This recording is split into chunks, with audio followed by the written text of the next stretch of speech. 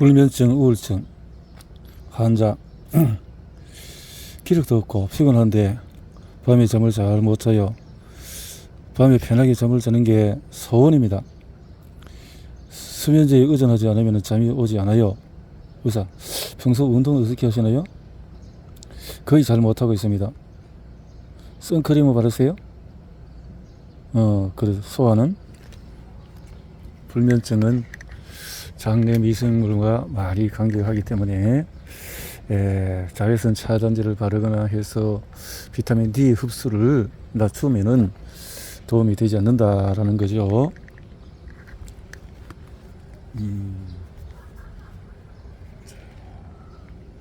장내 누수, 이렇게 장이 활성화가 돼서 오메가3 지방선이 풍부한 것이 들어갔을 때는 이렇게 아주 너플너플너플하고 부족할 때는 꼿꼿하고 그렇네요.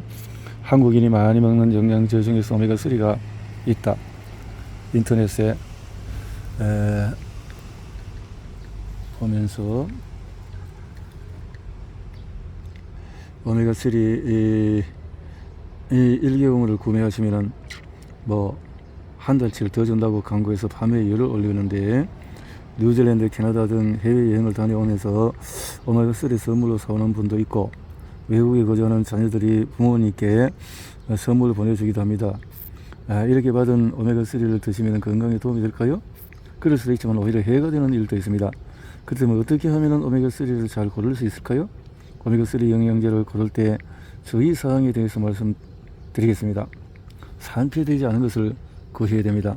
산패를 막기 위해서 우선 자외선을 차단할 수 있어야 되고, 오메가3 담긴 병이 차광이 되어 있는지를 잘 확인을 해야 합니다. 간혹 쇼핑몰에 진열해 놓은 오메가3 중에서 속이 다 보이는 통에 담겨 있는 제품들이 있습니다. 이렇게 투명한 통은 자외선을 차단할 수 없어서 산패가 빠르게 진행됩니다. 다음은 습도입니다. 차광된 통에 담겨 있더라도 일단 통을 열면 공기 중의 산소와 만나 산패가 진행됩니다. 오메가3 산패도를 측정하는 검사 기준이 국내에는 없기 때문에 보고 자료도 없습니다. 국제 기준에는 오메가3 생산 시의 검사 기준에 산패도 검사와 환경 호르몬 검사도 있습니다. 2015년 뉴질랜드에서 판매되었던 오메가3 제품을 대상으로 산패도 조사한 결과 83%가 기준치 이상이 산패된 것으로 나타났습니다. 대부분의 오메가3 제품에는 산패를 막기 위한 비타민이 알파 토코페롤이 혼합되어 있습니다. 그럼에도 불구하고 일단 개봉 후에 공기와 접촉하게 되면은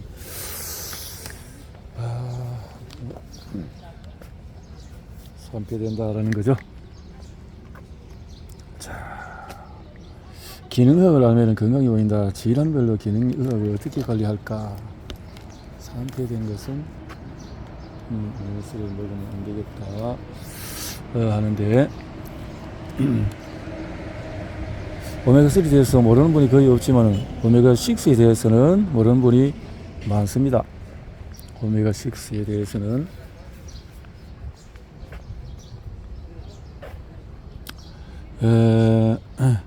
단순하게 오메가3는 좋은 거, 오메가6는 나쁜 것으로 생각하는 분들이 있습니다. 그렇지 않습니다. 오메가3와 오메가6는 우리 몸에 중요하고 좋은 것입니다. 문제는 이들의 비율입니다.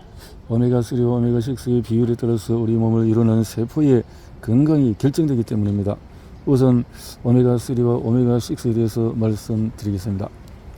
오메가3와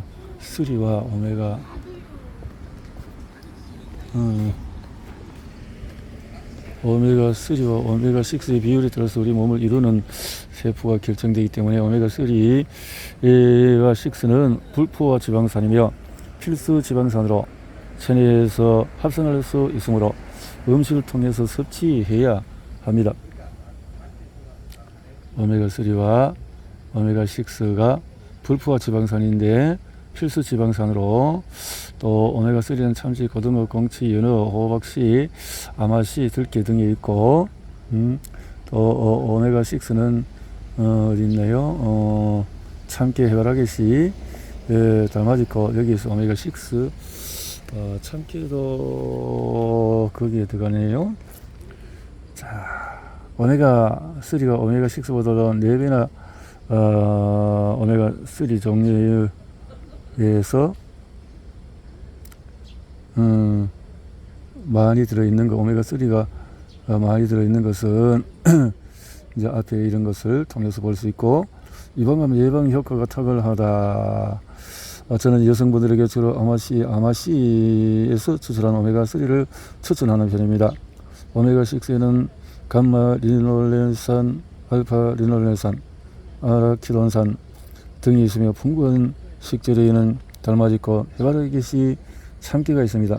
녹색 잎채소 같은 식물에는 오메가 3, 오메가 6의 비율이 1:2에 가깝습니다. 이런 풀을 주식으로 먹은 딸기 낳은 계란에는 자연스럽게 오메가 3와 오메가 6 비율이 1:5 이하를 보입니다. 동물사료에 주된 원료인 옥수수에는 오메가 3와 오메가 6 비율이 1:60까지 벌어져 있기 때문에 사료를 먹은 닭이 낳은 계란에는 오메가 3와 오메가 6 비율이 1:60까지 벌어집니다. 사료만 먹고 자란 고기에는 오메가 3와 6 비율이 1:108까지 벌어집니다. 이렇듯이 우리가 먹는 식단에는 이렇게 차이가 난다. 사료를 먹인 고기와 오메가 3 비율이 이렇게 차이가 나버린다 라는 건데요.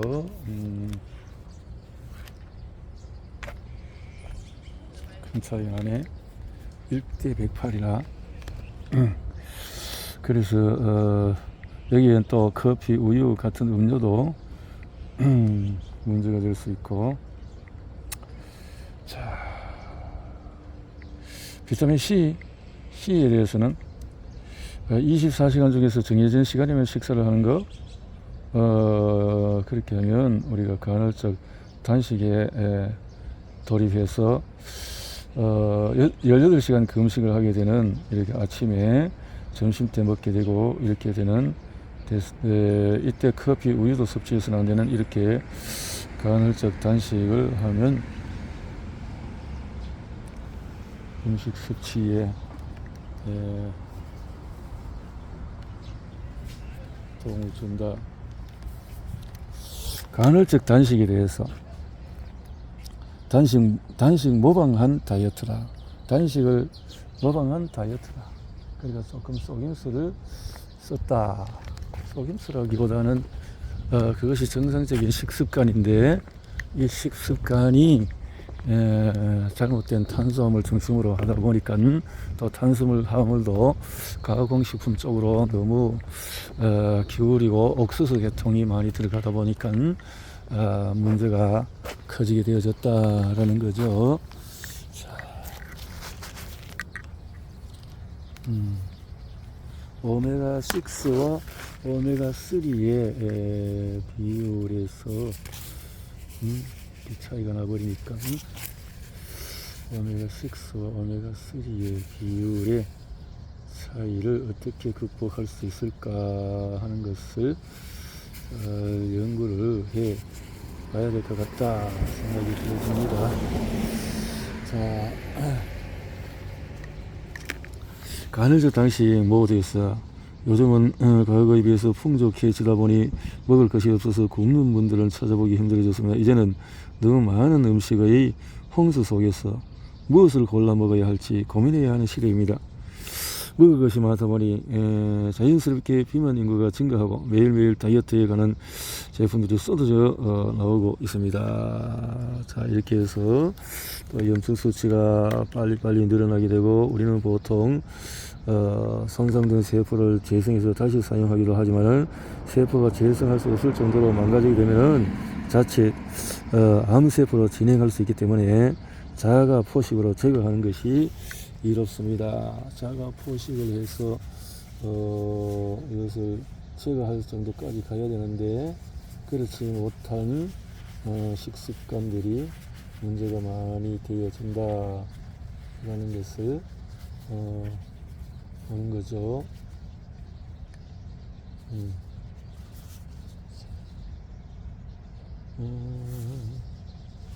있어. 간헐적 단식. 자, 그럼 어떤 자가포식은 어떤 상황에서 활성화될까요? 평소에 자가포식은 일어나지만은 이것이 좀 더 활성화되면은 상태는 스트레스가 심하거나 금식을 할 때입니다. 자가포식을 위해서 일부러 스트레스를 받을 필요는 없으나 우리가 할 수 있는 좋은 선택은 금식입니다. 금식을 통해서 자가포식이 작용, 이런 자가포식을 얻는 이점은 크지만 또 사람들마다 또 힘들어하는 분들이 있지요. 그래서 이런 부분에서 대처할 수 있는 것이 바로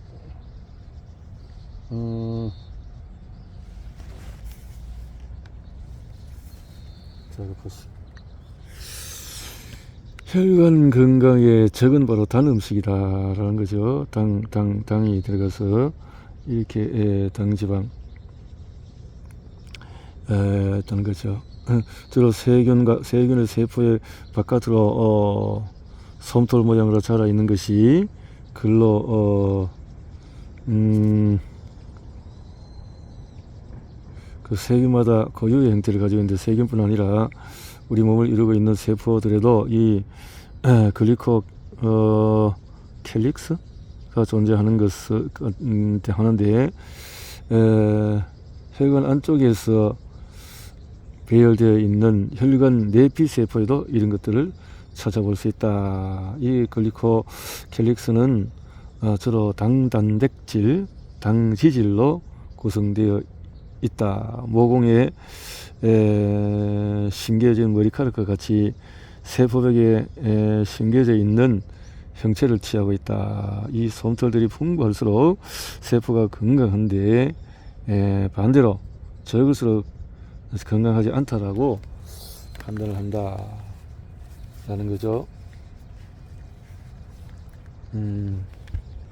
육모가 이렇게 머리털이 숭숭숭숭 있듯이 이렇게 육모가 있어야 되는데, 그렇지 못한 장내 환경이 되면 문제가 된다. 앞서 언급했듯이 당을 줄여야 하는 이유는 다시 설명하기 위해서, 고탄수화물 식단을 한 후 직후 혈관 내피 세포의 글리코 캘릭스의 변화를 조사한 연구 자료를 보면 그림에서 같이 이렇게 차이가 많다. 눈썹도 아주 큰 사람이 있고 그렇지 않은 사람들이 있듯이 이런 차이가 많이 나는 것을 볼 수가 있다.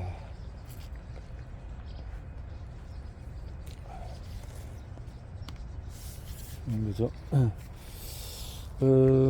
그리고 이게 닭고기와 감자에서 이 수치가 기름에 튀겼을 때에 나오는 그 오메가6 비율이 또 이렇게 나왔네. 이거 왔다 갔다 했네.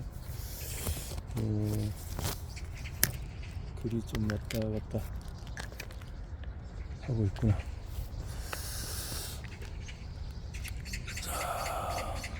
그 다음에 영양소에 대해서 비타민 K2는 혈관을 건강하게 해준다. 우리 양배추 같은 것을 먹으면 도움이 되는 것이기도 하지만, 또 인위적으로 이렇게 혈관을 확장하는 그런 제약을 먹을 때 이 비타민 K2가 망가지고 장내 미생물군이 망가지면서 그렇게 나타나는 것을 볼 수가 있는 거죠. 그러면 이 비타민 K2를 얼마나 먹어야 할까요? 현재 비타민 K2에 대해서 정확하게 정해진 것은 없습니다. 그렇다 보니 나라별로 차이가 많이 나고 있습니다. 비타민 K2의 권장량이 얼마나 낮으냐, 하루에 그것이 지금 그 나라마다 차이가 있고, 또 도표상으로 이렇게 쭉 봤을 때 남자 성인 기준으로 120 mgc라고 쓰여 있는데, 그러나 제가 권장하고 싶은 용량은 300에서 500이다. 그러니까 차이가 많이 난다라는 거죠. 자, 이유는 알 수 없지만 법적으로 한국에서는 비타민 K2를 표기할 수 없게 되어 있습니다. 제가 볼 때 아직 RDA 개념이 없다 보니 허가해 줄 용량을 알 수 없어서 법적으로 표기할 수 없는 것이 아닐까 생각해 봅니다. 그래서 한국에서 출시되는 모든 비타민 K 관련 제품에 비타민 K2 표시를 찾을 수가 없습니다. 외국에서 판매되는 제품에는 MK7인지 MK4인지 표기가 되어 있어서 누구나 보면 알 수 있습니다. 뼈 건강에 추천하는 비타민 K는 MK4이며 혈관 건강에 추천하는 비타민 K는 MK7입니다. 뼈와 혈관 건강 모두를 생각하신다면 MK7을 추천해 드리고 싶습니다. 이렇게 표기했는데요. 이런 것들이 아직 연구가 부족하니까 기능의학과 현대의학의 차이점에서 지금은 아직도 표기가 잘 안 되고 있다. 우리 한국은. 자, 이게 동맥경화증과 석회화에 이런 것들이 부족하면 문제가 될 수 있다는 거죠.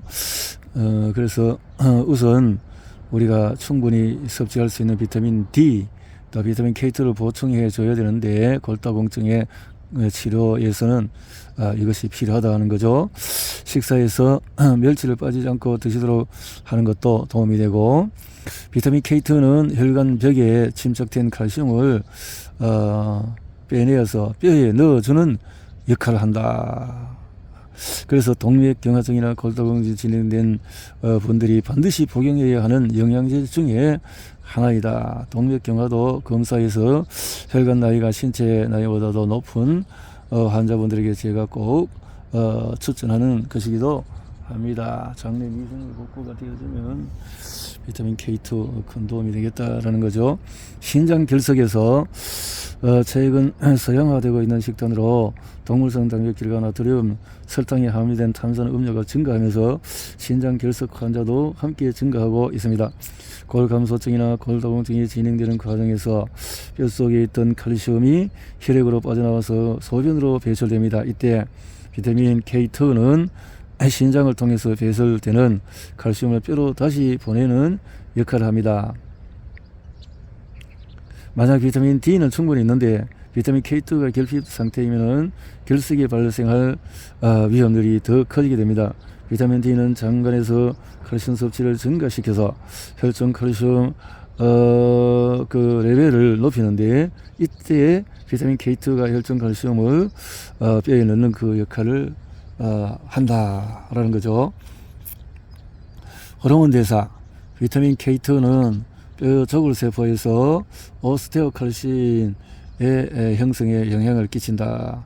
오스테오칼신은 췌장에서 인슐린 합성을 증가시키고 지방세포의 인슐린 민감도를 높여서 혈당 조절에 도움을 주고 근육의 에너지 가용성을 높여서 운동 능력을 높여주고 또 고환에서 남성 호르몬의 생합성을 돕는다. 뇌에서는 세로토닌과 도파민 생성을 도와서 기억력과 합성 능력을 높이고 불안감을 낮춘다. 동물 실험에서 임신은 어미지에서 오스테오칼신을 투여한 결과 투여하지 않은 지에 비해서 학습 능력과 인지 능력이 더 좋았다는 연구 결과도 있다. 그래서 노인이르기까지 어린아이, 소아, 또 임신한 산모에까지 이거 비타민 K2는 중요한 역할을 하는 것 같다라는 의견이군요. 비타민 K에 대해서 아직도 완벽하게 정리가 되지 않았지만 지금까지 연구된 바에 의하면 이렇게 큰 작용을 하는 것이 비타민 K2다라는 거죠. 희야 출혈반, 연세가 많이 드신 어른 중에서 종종 팔과 다리에 멍이 들어서 내원하는 분들을 보게 됩니다. 이런 분들은 조금만 부딪혀도 멍이 쉽게 듭니다. 이런 사람들.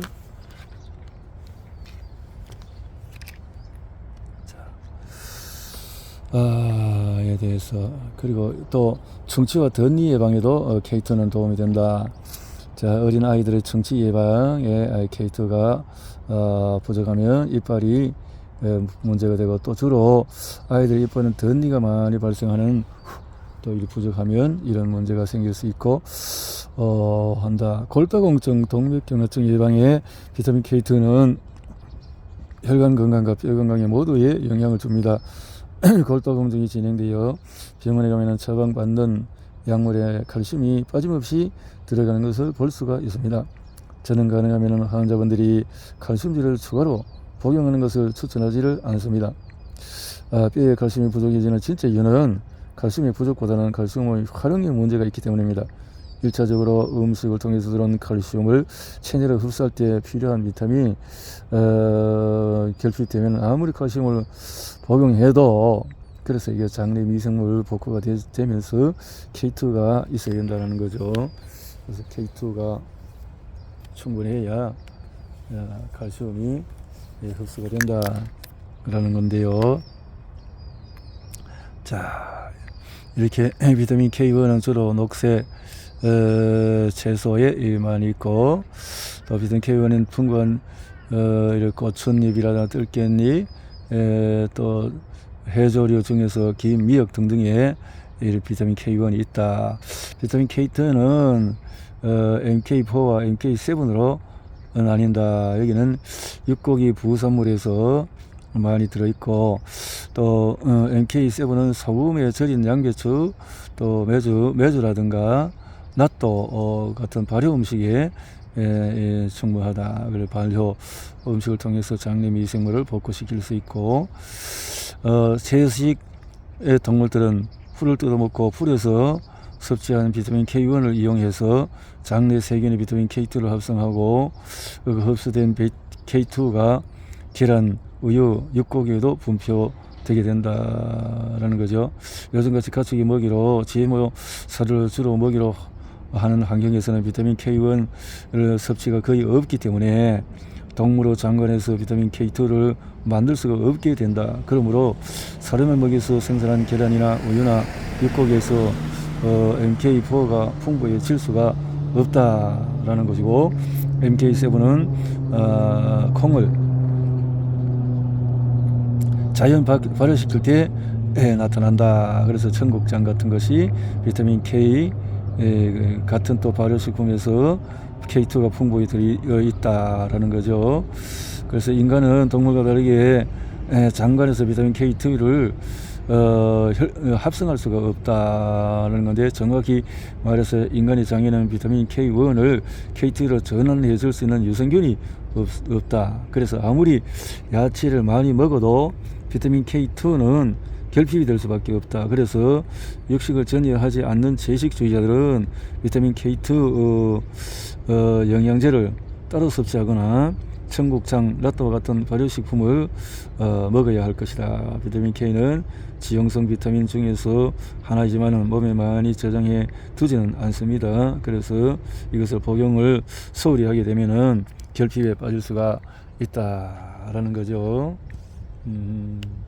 그래서 충치와 덧니 예방에도 이것은 크게 도움이 되고, 골다공증, 동화증 이렇게 아주 큰 도움이 된다라는 것을 생각을 해야 될 것 같습니다.